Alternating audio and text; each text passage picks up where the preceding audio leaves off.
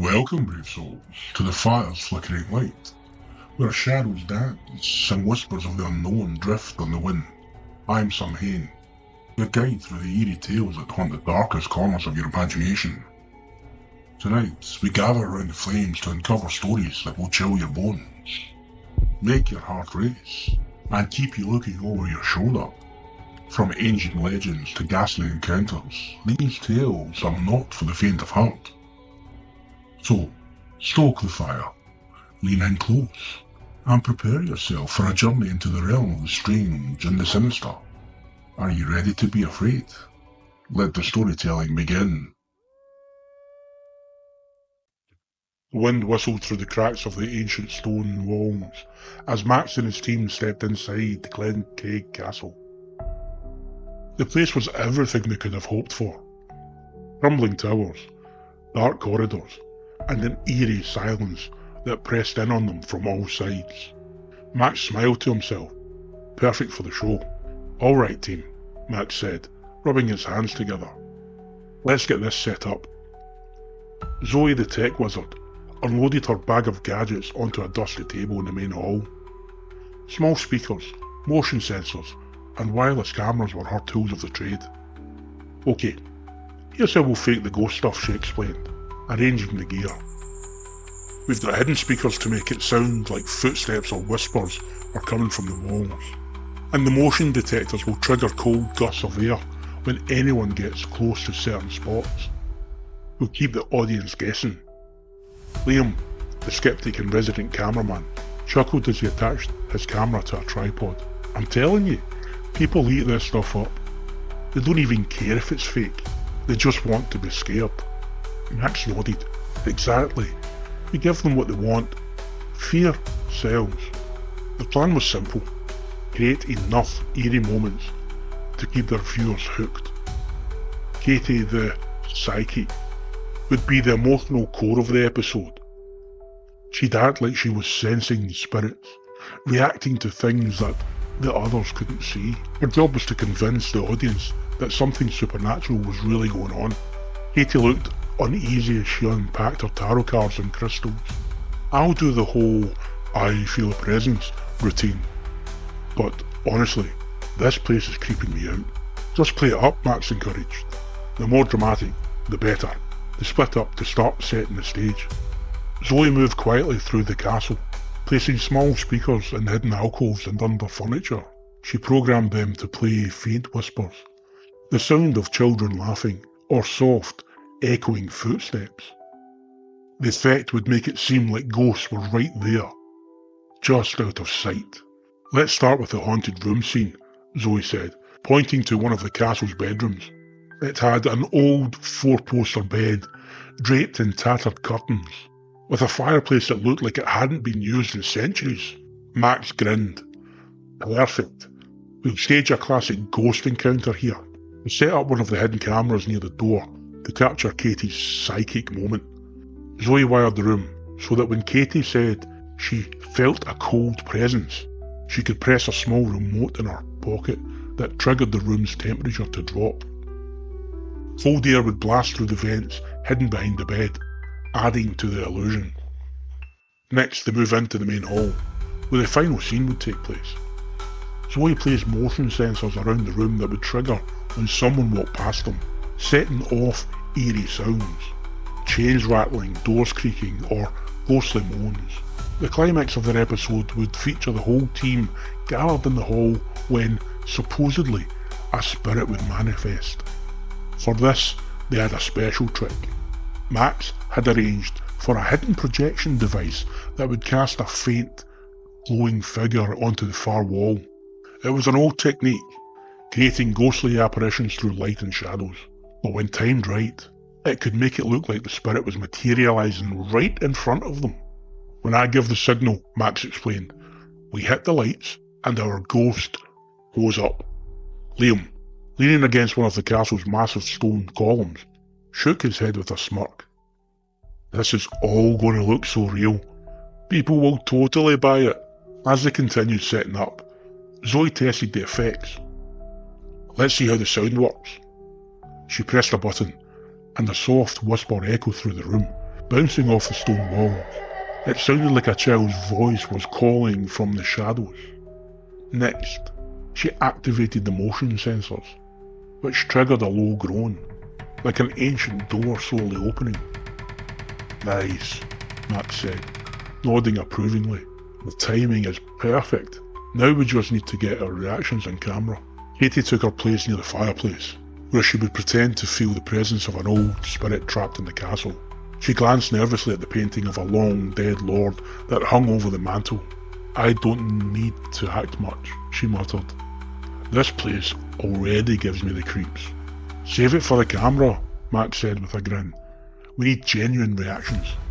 By the time everything was set up, the sun had dipped below the horizon, casting long shadows through the castle windows. The Halloween night had fully arrived, and the team was ready to begin their staged ghost hunt.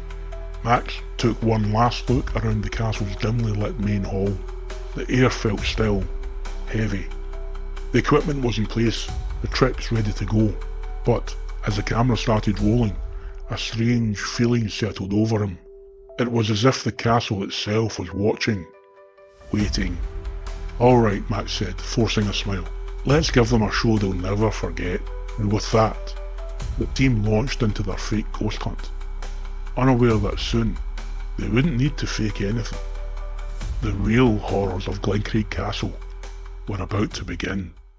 The castle was deathly silent as Max and his team moved deeper into the darkened corridors. The first staged encounter had gone off without a hitch. Katie's psychic episode had been convincing. The cold dust perfectly timed, but now as they gathered in the Great Hall for the grand finale, the mood had shifted. The air felt heavier, almost oppressive, and the flickering lanterns they brought with them cast long, dancing shadows on the ancient stone walls.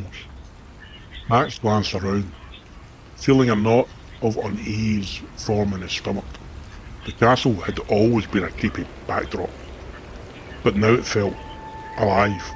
"We're ready for the apparition scene," Zoe whispered, kneeling by her equipment to trigger the ghostly projection. Her fingers hovered over the controls, but something seemed off. The usual bravado was gone from her voice, replaced by nervous energy. Max waved the team into place, standing them around the room in a loose circle.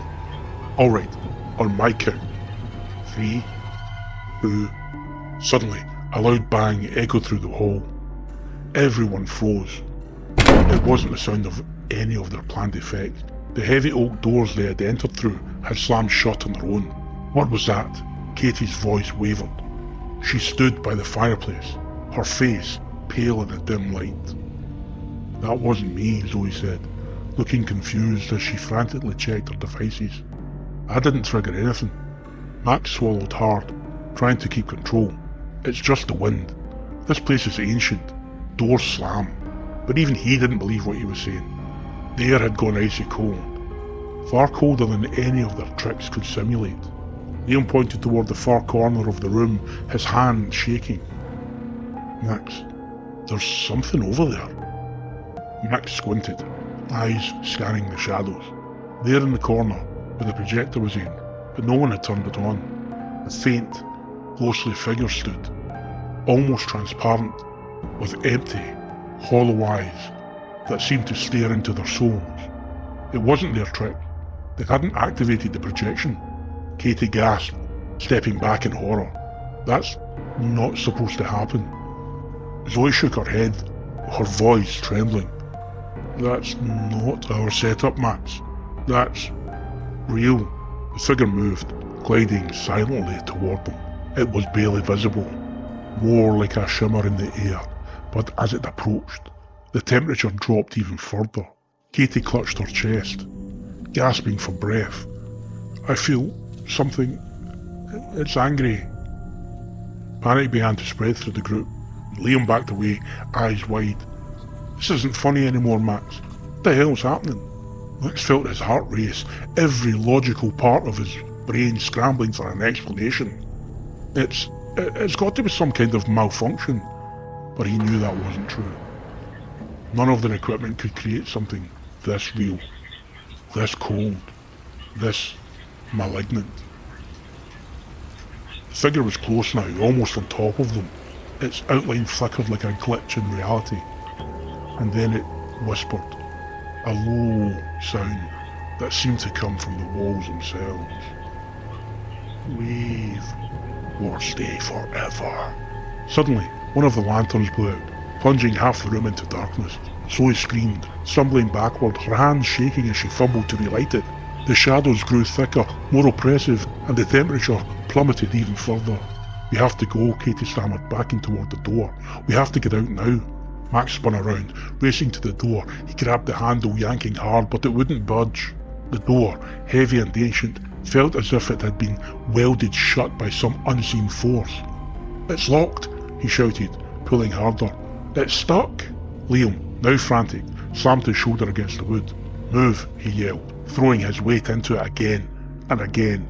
But it wouldn't move an inch. It was as if the castle itself was refusing to let them leave. Zoe's equipment suddenly sparked, and the cameras they had set up around the room all flickered to life. The screens showed footage of the team, but in the background, behind them in the shadows, dozens of ghostly figures began to appear, their faces twisted in anguish, their mouths open in silent screams. Everywhere, Zoe whispered, her voice barely audible. The temperature dropped again, colder than anything they had experienced before, and the air seemed to pulse with malevolence. Max spun around, just in time to see the ghostly figure from the corner, now only inches from him, its eyes empty black pits. He stumbled backwards, heart pounding in his chest. What do you want from us? He yelled into the darkness. The whisper came again, this time louder, more insistent. Stay. Stay with us. The castle groaned as if it was alive, the walls seeming to close in around them. The floor beneath their feet began to tremble, and from the corners of the room, thick shadows started to stretch toward them, moving like living tendrils of darkness. Katie screamed and clutched at her throat, gasping for air. I can't breathe. It's choking me. Max rushed to her side, but before he could reach her, she collapsed to the ground, her eyes wide with terror as invisible hands seemed to claw at her, leaving deep red marks across her skin. She was dragged into the shadows, her scream cut off in an instant. Get her! Zoe shrieked, but it was too late. Katie was gone. Panic gripped the remaining three as the figures closed in. The whispers were now a cacophony of voices, hundreds, maybe thousands, each one demanding to stay, each one filled with hatred and rage. Liam's face twisted with fear as he looked at Max. What did we do? What did we wake up? Zoe's hands trembled as she tried to activate one of the gadgets, anything to break the spell of the castle. This wasn't supposed to happen. None of this was real. We were just faking it. Max stood frozen, watching as the dark shapes moved closer, their hollow eyes filled with ancient malice. It wasn't supposed to be real, but the truth was undeniable now. Glencraig Castle had never been empty. The spirits within it had been waiting, hungry, vengeful, and now they had new souls to claim. We're not getting out of here, Max whispered, his voice breaking. It doesn't want us to leave, as the shadows enveloped them. The last thing Max heard was the sound of the castle's doors creaking shut, sealing them inside forever, and the whispers of Glencraig continued. And so, with the castle doors shut tight, and shadows thick as midnight, Max and his team vanished, claimed by the very spirits they had hoped to mimic. Some say that on a Halloween night, if you listen closely, you might still hear their faint, desperate whispers drifting from Glencraig Castle's ancient stone walls. Beware, dear listener. When the line between the living and the lost blurs, some may be drawn across, never to return. So if you ever find yourself near Glencraig on a cold October night, heed the warnings, and remember, sometimes the darkness is more than it seems. Happy Halloween, and may your night be filled with more treats than terrors, if you're lucky. So that you don't have nightmares, be sure to hit that like button and subscribe for more. Stay spooky.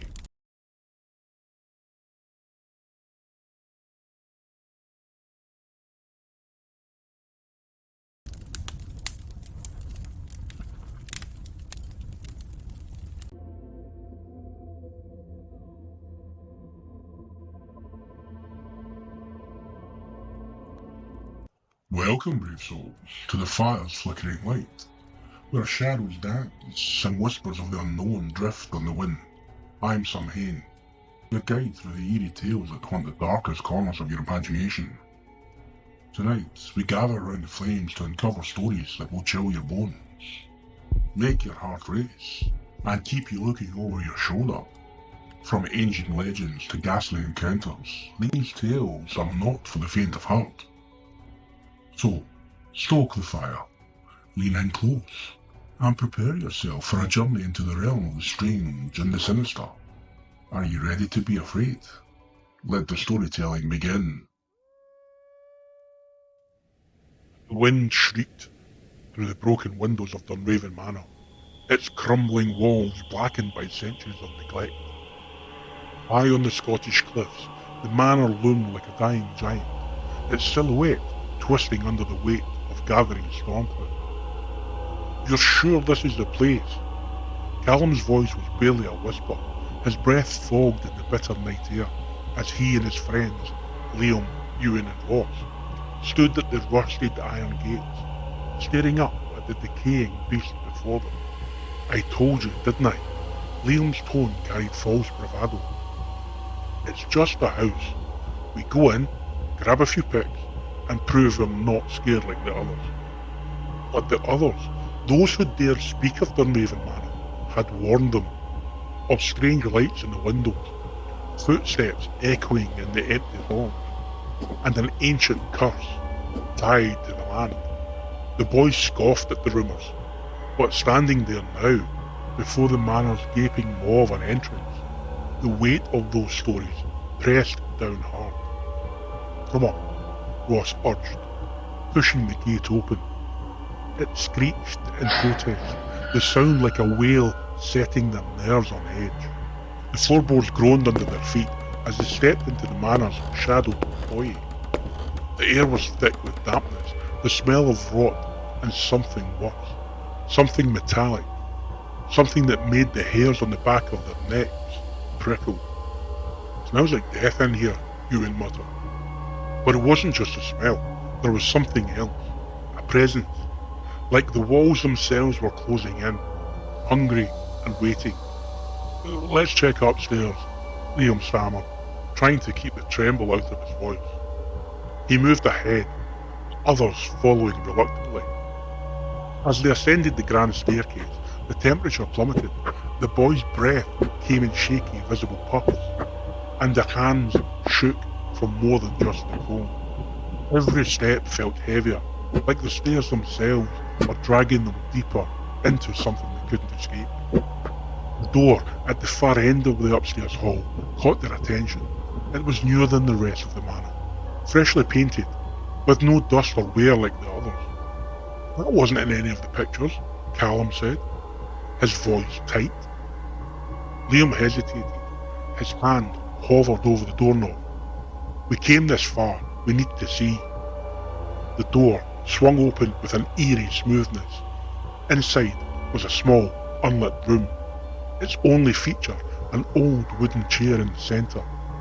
It faced away from them, but the walls were adorned with strange carvings, jagged, chaotic symbols that seemed to pulse in the dim light of their flashlights.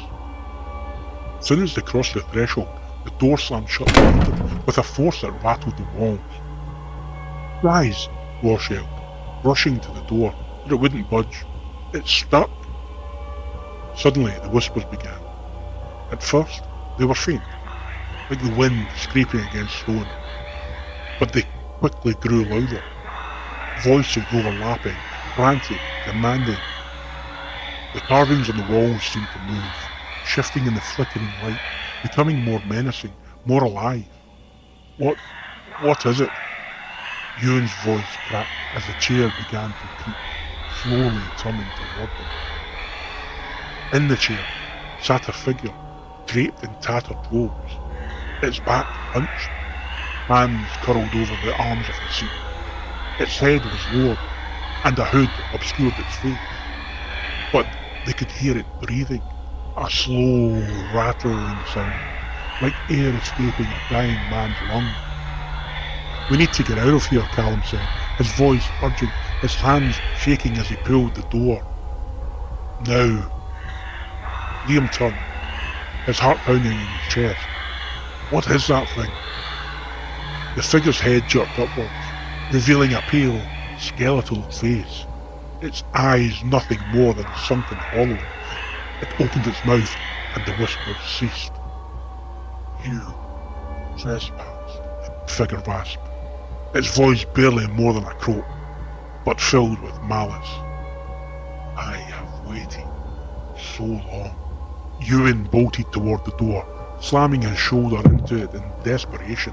But the door wouldn't give, nothing did. The room was locked, sealing them in. He didn't mean to, Liam stammered. They were just...